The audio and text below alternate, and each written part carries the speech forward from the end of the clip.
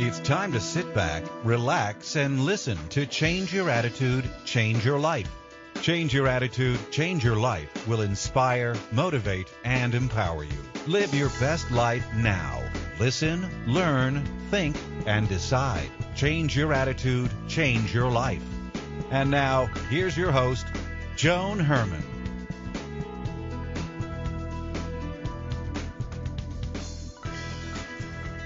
Welcome to Change Your Attitude, Change Your Life. I'm Joan Herman. Thanks for tuning in.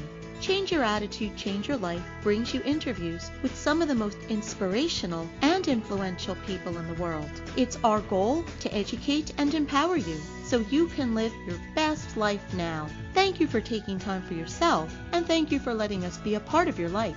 We have another great show for you today.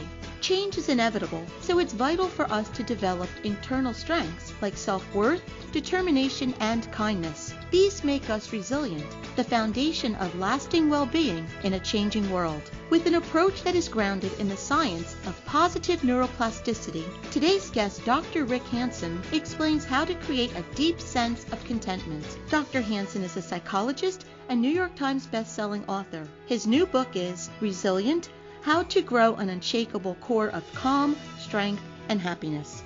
Welcome, Dr. Hanson. Thanks for joining us. Joan, it's a pleasure to be here. So, Rick, what we're about to discuss today is rooted in the science of positive neuroplasticity. Can you explain what that is to us? It's a mouthful, but what it really means is essentially that our brain and our nervous system is designed to be changed by our experiences, and the result is learning, broadly defined. Learning how to use chopsticks or navigate a tricky conversation with your brother-in-law, or learning, honestly, how to be happier, how to be wiser, how to be more loving, how to be more compassionate to yourself. Any one of those kinds of positive changes must involve changing your brain for the better. And in the book, I get into the details of how people can actually tap the power of positive neuroplasticity to turn everyday experiences into lasting strengths inside themselves, hardwired into their own nervous system. Well, isn't the science of neuroplasticity, it's exciting because I remember not that long ago, we believed that the brain was set, and as you got older, you lost function, and we really didn't have an understanding about the power that we have to create new circuitry in the brain. I know, it's really remarkable. You can do things with your mind, and maybe we'll talk about them, that strengthen existing connections between neurons, that grow new neurons, that bring more blood flow and thus oxygen and glucose to busy parts of the brain that do things. You can even do things with your own mind that will change the expression of genes deep down inside your own DNA, inside your own neurons. Rick, in your book Resilient, you write that we develop mental resources in two stages. First, we need to experience what we want to grow, and second, we must convert that passing experience into a lasting change in the nervous system. So how do we go about doing that? How do we create lasting change in the nervous system? You're right at the important question. So the relatively straightforward part is the first step. Have some kind of beneficial experience in the first place.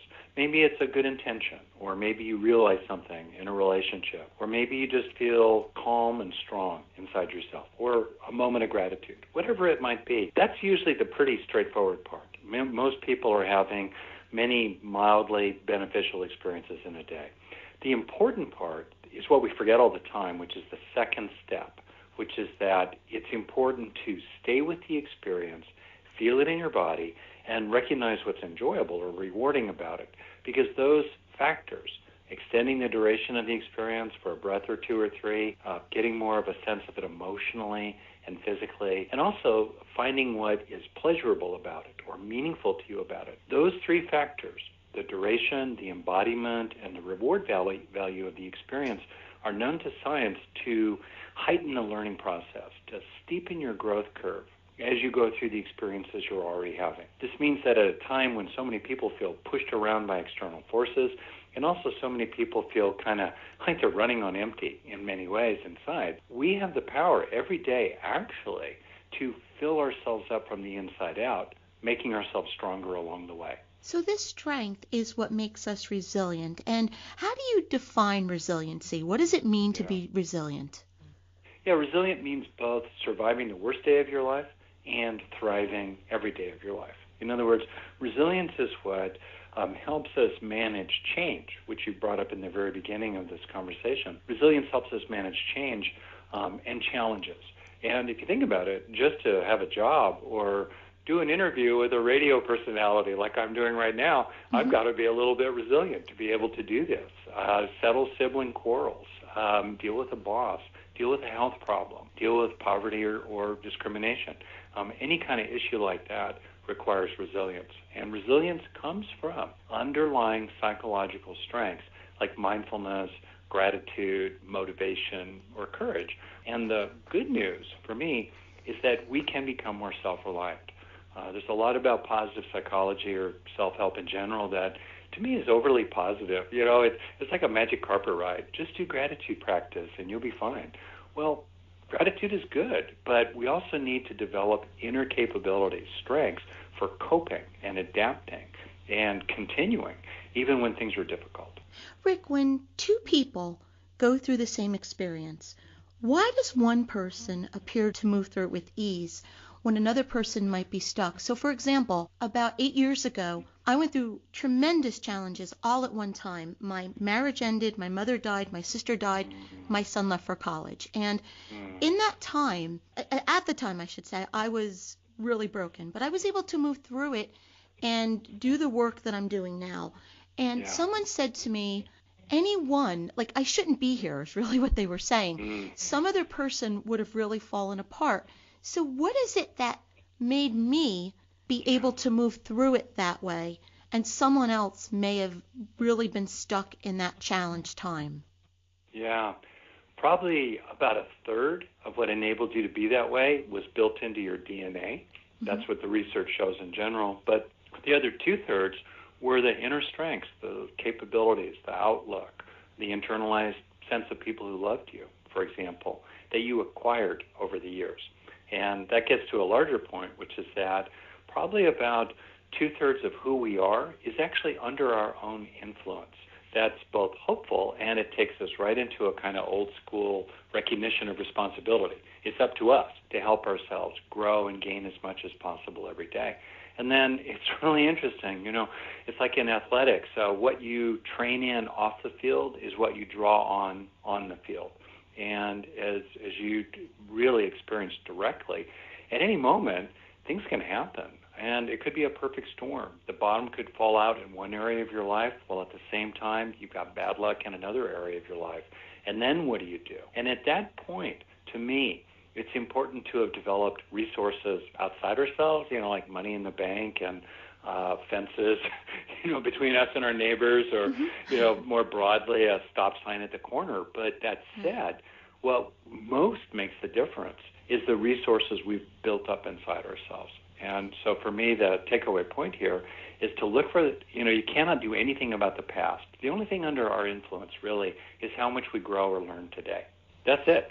But the difference between not growing at all or learning at all or becoming stronger at all by the end of the day versus growing a little bit today, becoming a little wiser, becoming a little more skillful with other people, becoming a little happier inside yourself, that little bit, day plus day plus day plus day, makes all the difference in your life. And I bet you yourself did a lot of that kind of thing along the way so that you had more inside you when, you know, the storm hit 8 years ago.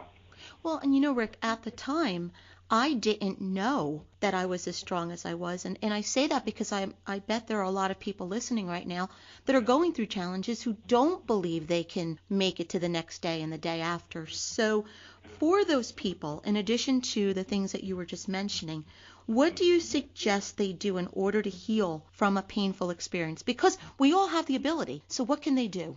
Yeah, it's interesting. Well, so the book Resilient grew out of this online experiential program I created called The Foundations of Well-Being, which surprised me because it came wildly popular. And I think what made it popular is that it's experiential. So if a person is going to recover from negative emotions, from anxiety or a blue mood or feeling hurt or feeling resentful, the takeaway point is that it's really important to bring experiences of what are positive in two ways. So you look for experiences that are, first and foremost, authentic. No rose-colored glasses, no positive thinking. They must be genuine experiences of gratitude or calming or ease or pleasure, just the ordinary opportunities in daily life to experience something good, something beneficial.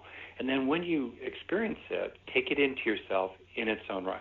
That's the first thing to do, because that will build psychological resources inside you. The second thing to do, which is a very powerful method, you can be aware of both negative material off to the side of your mind, like let's say old feelings of hurt or current feelings of, say, worry, while in the front of your awareness, big and prominent, be aware of something positive that's kind of the antidote to what's negative, or it's sort of matched to it in some way, like feeling calm and reassured if you've got anxiety off in the corner, or feeling that people do care about you if you have feelings of hurt off in the corner. And in the famous saying from neuroscience, to finish here, neurons that fire together wire together.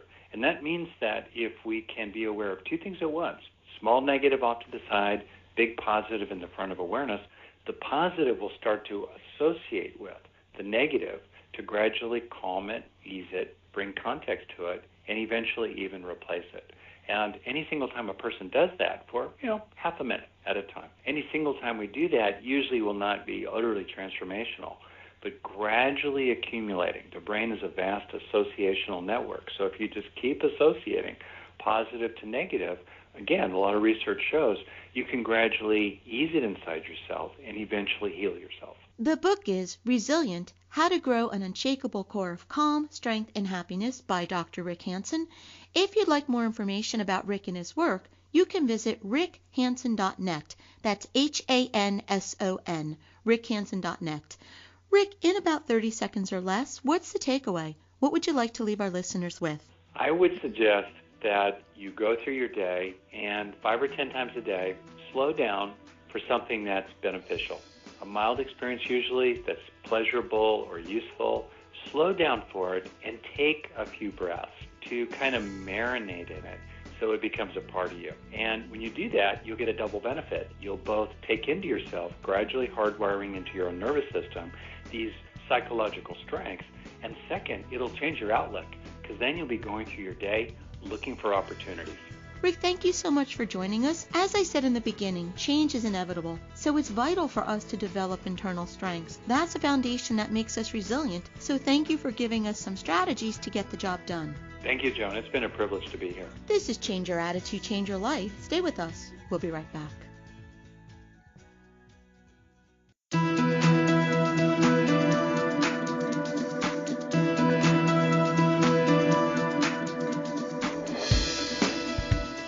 Thank you for joining us. I hope you found the show informative. At Change Your Attitude, Change Your Life, we believe that knowledge is power. Take what you've learned, apply it, and live your best life now. Remember that the information provided are the opinions of our guests and should never replace the advice of a professional who knows your personal situation. If you'd like more information, visit our website, CYACYL.com. While on the site, listen to past shows on demand, read our digital magazine, take part in the book club, check out our team, and be sure to follow the show on social media. Until next time, this is Joan Herman. Thanks for tuning in.